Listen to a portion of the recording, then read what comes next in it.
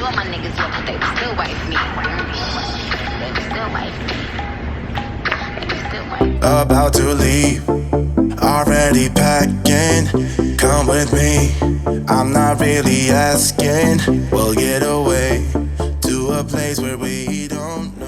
What's up, Glam Squad? Welcome back to my channel. Today is Friday and Tyra is off work, so we decided to head to Soho to just, you know, casually be out here. I'm going to a showroom to see if I can pull some pieces. They invited me out. It's called Dream on Air, so we're about to head over there. I just wanted to start off this vlog because, well, I didn't. And then we're going to, after this, go get some cocktails. We haven't did that in a while. Get some slushy. It's been a while. Oh, this is it right here. Yes. Dreams on Air.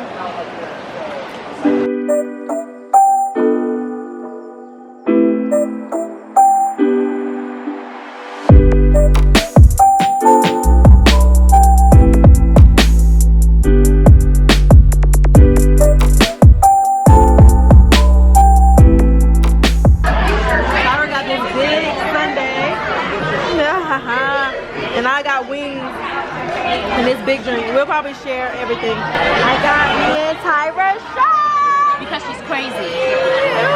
We haven't had like a datey date in a while. Cheers to Friday!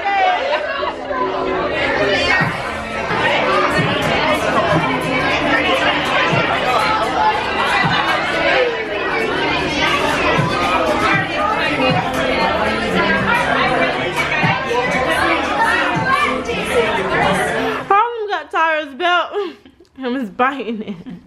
Tyra hopped up and said, no, you ain't about to do that to my belt. Harlem. Hi, baby. I'm tired of Hi, baby.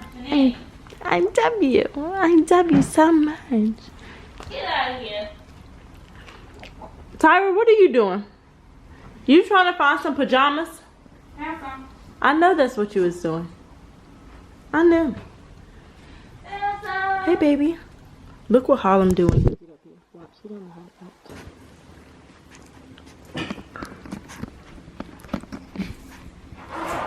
Don't you do it. Don't you do it. Get Harlem. I don't feel like it. Bless you. Bless you. Alright, get away. Alright, get away, beat it. My channel, my place looks a mess. I just want to go ahead and put a disclaimer because it's a lot going on in boxes and I'm moving, and then yeah, it's just a lot. But I'm about to get ready to go to Slay Fest with the twins. I did my makeup. I recreated this look that the makeup artist Ivana Beat by Twiggy on Instagram did, and then she did. You guys know that she did my makeup for a photo shoot with this colorful look, and I wanted to see if I could do it, and I did it. So you guys know also that I want to like be more creative with my makeup and playing colors.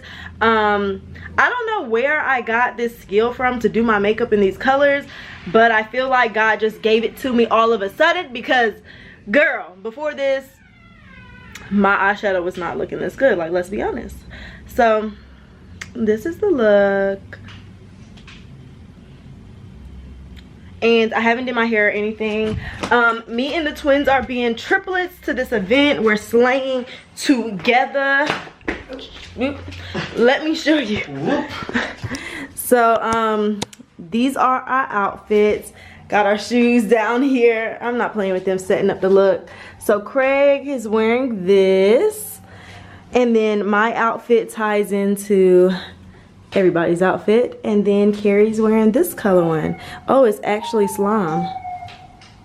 Oh, okay. So yeah, we're gonna be so cute. Mine has fringe. Oh, why is mine not? It's a little fringe romper from Pretty Little Thing. So just wait until we are dressed and ready. Oh, accessories. Accessories are these. I don't know if I actually like these, but I just put mine up here. You might plop it on the ticket. I might plop it on, I might not. You don't know, we never know.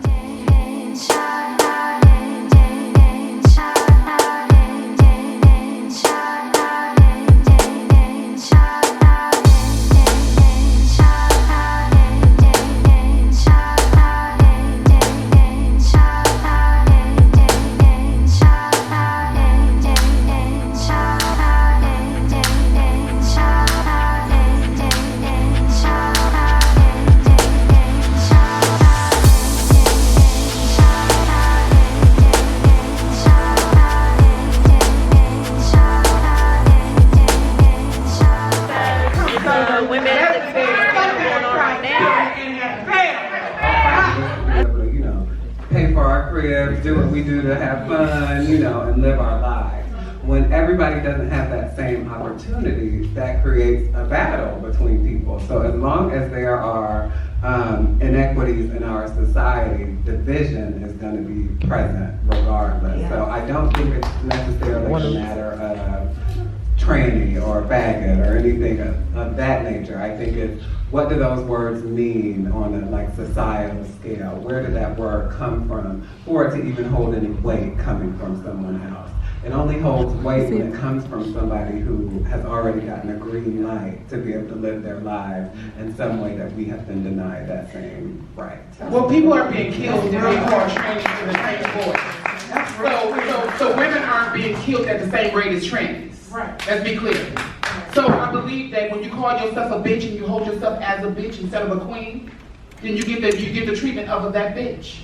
But I believe that if you discern who the fuck you are when you come into a space, honey, people can only respect you and for who you are. Trans people are who they say they are. So if that trans woman wants to be a tranny, let her be a tranny. No. But me, you're gonna have problems. Right, so we're going to get one more question from the audience, and then we're going to wrap up. Is there one more question from the audience? Y'all can have one-on-ones, I promise you. We have a guy. Go ahead. What's your last question? Thank you. So I have more faith in the younger generation. I'm a teacher by training, so like I'm super interested in like what I can take back to the classroom to ensure that moving forward, when we talk about like safe spaces, that like I am doing enough for my students to then know like, okay, when you're out interacting with people, here's like the bare minimum of what you should be doing until they tell you otherwise. So I'm thinking like, what are some practical advice that, things that you can tell me like, this is something I super want. If people just knew blank, it will make my life just a smidge easier moving forward. And so I'm interested in taking that to like super young people. I love that as the last question. What grade fantastic. All of us, not just high school students, could stand to demystify transness and demystify gender variance, I think, in all regards. I think every single one of us has a relationship to gender. And when we tell people to interrogate their own relationship to gender instead of someone else's relationship to gender, I think people understand, based off of what they know about themselves, they get to understand what someone else's journey may look like. So to me, it's just demystify the transness, gender variance. Just because you might have a gender that has been ordained legit by like the law book doesn't mean it's the only one that exists. So understand that how you walk, how you talk, how you like to dress, how you like to wear your hair, all of those things actually are your gender identity. And they make you feel just as much like yourself as any other gender variant person might feel in their body for the same reason. Well, same or different. Gender is in your brain and it's not your genitals. I think that those two things you could teach for the rest of their 4 years in high school, but over and over and over again. And then yes, that gender is always changing. It's not that now we're going to talk about gender because there's a trans or non-binary person in the space. We need to talk about gender with cisgender men as well. Yeah. We need to talk about gender with cisgender women as well. We need to talk about what that looks like and why you never consider your gender and the privilege that you have to never consider it. Your gender expression, your gender identity, things like the Gender Unicorn, great resource to use in the classroom with high school students and younger. Life is on a case-to-case basis, and there's always an as if or when this happens, and there's no emergency button. Things happen quickly, and they just happen. So you have to think fast, and you have to think, what would happen if this happened to me? So just have a basic conversation and be respectful of the human being in front of you, and don't worry about their title and their sexuality and all that, and we can just be fine. I mean, simple as that. Alright guys, so we just left the panel and we walked upstairs. They have like a little rooftop party. It's kind of backed up because so many people are up here, so we're trying to like get through. I'm ready to dance. Throw that ass in a circle. Throw that ass in a circle. Throw that ass in a circle.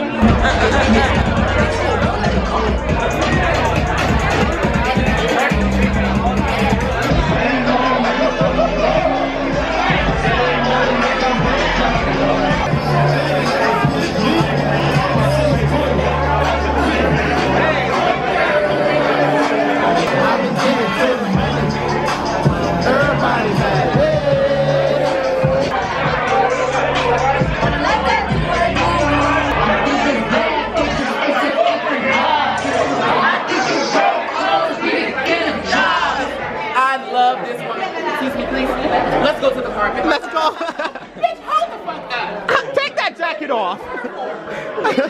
Jayla, give me this. I gotta give you a hug. Okay, so very much so, I am her aesthetic. I pretty much learned everything from makeup and vlogging from Jayla Koriyan. I'm gonna need you to understand everything from transferring schools to New York.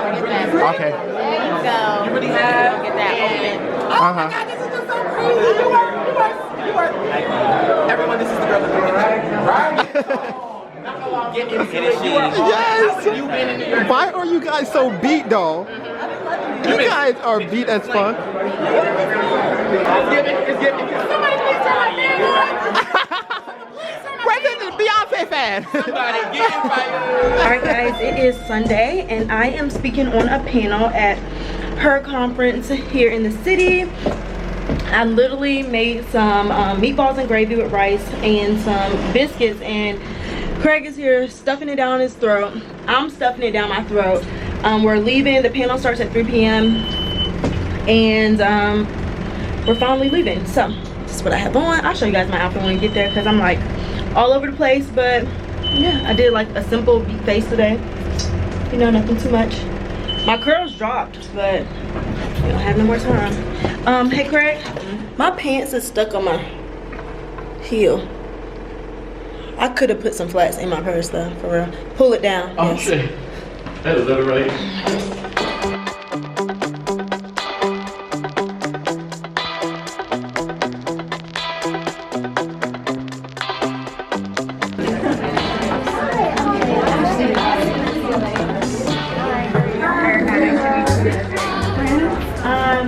So if you haven't been in some of the influencer panels, basically my name is Megan. I run our influencer community at her campus.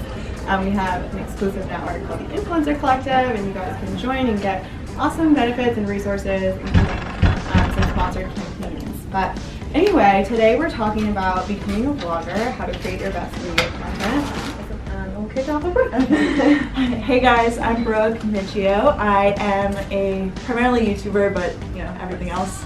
Also, I am a rising senior at the University of Georgia, but I'm originally from Long Island, New York. I'm so excited to be here.